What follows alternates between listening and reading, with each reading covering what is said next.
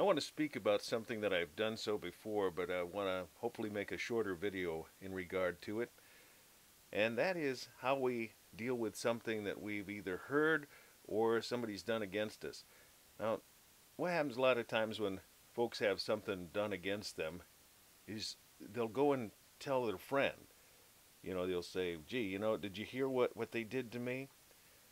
And then things get talked about, and it's not done scripturally when it's done that way.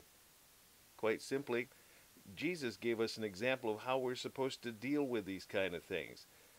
Now, just as you might tell one person, that person might tell somebody else, and then, and this happens all the time in churches. I really fear that, well, I know, I've experienced it myself. People will have a problem with something maybe that you're doing, and then they'll start talking to each other about it.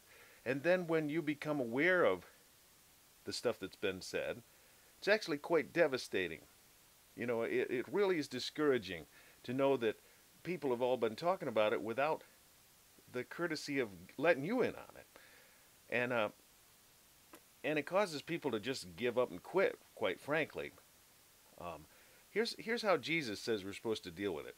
It says in Matthew chapter 18, verse 15, it says, "Moreover, if thy brother shall trespass against thee, go and tell him his fault between thee and him alone." Well, that's simple.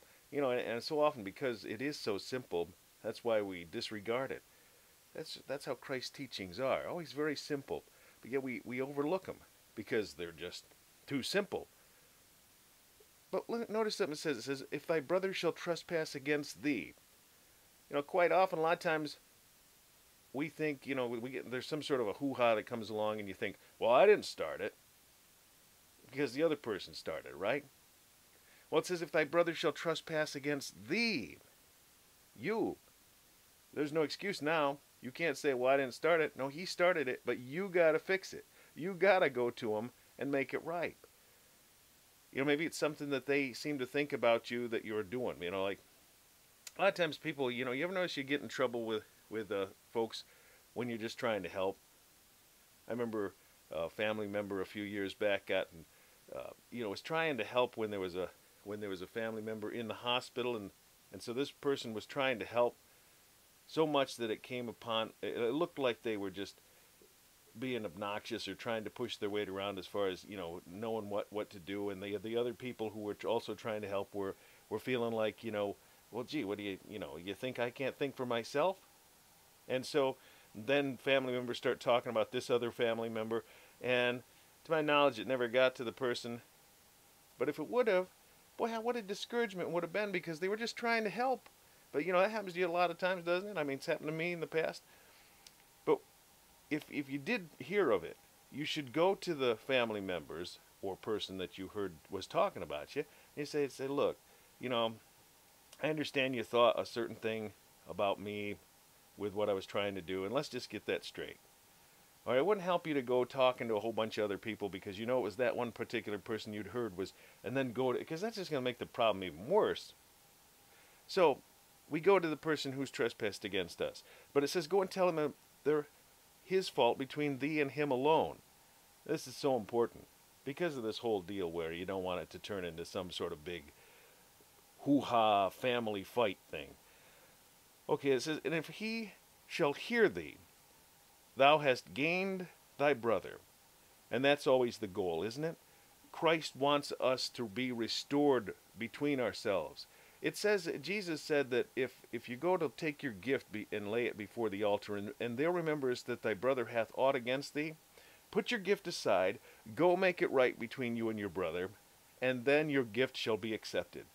It says in Galatians 6:1, it said, if a man be overtaken in a fault, ye which are spiritual, and anyone who is under the body of Christ is spiritual. They have this, under the blood of Christ, who has confessed Christ as Lord and believed God raised him from the dead. Those that are truly saved are spiritual, or should be spiritual. You should rely upon the Holy Spirit and manifest the fruit of the Spirit, and go to someone in love. What are the fruit of the Spirit? What is the fruit of the Spirit? Gentleness, meekness.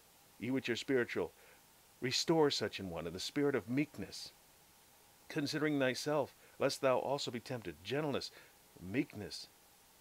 temperate. See, fruit of the Spirit is love, joy, peace, long-suffering, gentleness, meekness, faith, temperance. I'm missing one.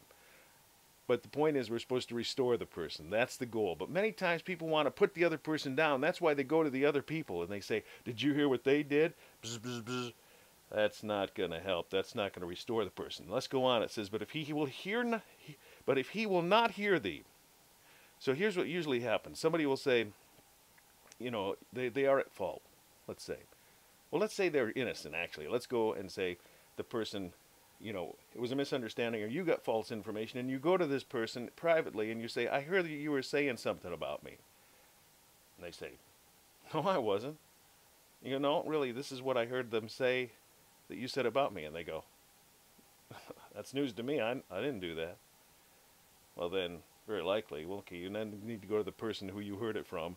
Go to them alone. But let's say that the person is guilty and they did say it. And you go to them and you say, look, I heard you're talking about me and I heard you said this stuff. And they go, I did not. Who told you that? Well, right there. Sin lieth at the door. Remember when God went to Cain, who slew his brother Abel. And Cain was wroth about things. And God said, why art thou angry, and why hast thy countenance fallen? If thou doest well, shalt thou not be accepted? If you're innocent, what's the problem? But if not, then sin lieth at the door. So, he was all angry. He was showing the fact that he was guilty, because there's no reason for him to be mad if he's speaking the truth. It says, but if he will not hear thee, then take with thee 2 or more, that in the mouth of 2 or 3 witnesses every word may be established. Now notice what it doesn't say here. It doesn't say, if he will not hear thee, then go tell 2 or 3 more, and then bring him with you. No, you don't tell the other person. And I'll tell you and show you why. Because let's say you go to the person. Okay, let's take a real serious sin. I mean, all sin's serious in God's eyes. But in our eyes, sometimes we hold certain sins more serious than others. And the sin of incest, certainly everyone would consider a very heinous and terrible sin. So let's say there's, heaven forbid, but there's someone in your church that has been a part of the sin of incest. And you go to them because you heard this, and you go to them and you say, you tell them, this is what you heard. Now, once again, if they get their back up and they freak out and they get all mad, well, then unfortunately that's very likely. Okay, but let's say that's what they do. And then you go in and you go to some other people and you say, look, I need you to come with me while I speak to such and so. And they come with you, 2 or 3 more. And they don't know anything of this. Let me tell you how their reaction is going to be. They're gonna be when you're telling this person, I heard this, that you did this, and the people that are with you are going to be so shocked and embarrassed by this, what you're stating to the person, that they're going to drop their head and be so saddened and embarrassed that they're there witnessing this. And that person who's being approached is going to see those couple of people or those 3 people, and he's going to see the shame that he's brought upon them. And if he knows the scriptures, and you will make it clear to him that if he will not hear you, you will go before the church, because it says in the next verse, in verse 17, and if he shall neglect to hear them, go tell it to the church. But if he neglect to hear the church, let him be as unto thee as an heathen man and a publican. But he's going to see the shame on those people's faces, and he's going to know that this is the next step. And he's not going to want to see that kind of shame on the faces of all the people of the church.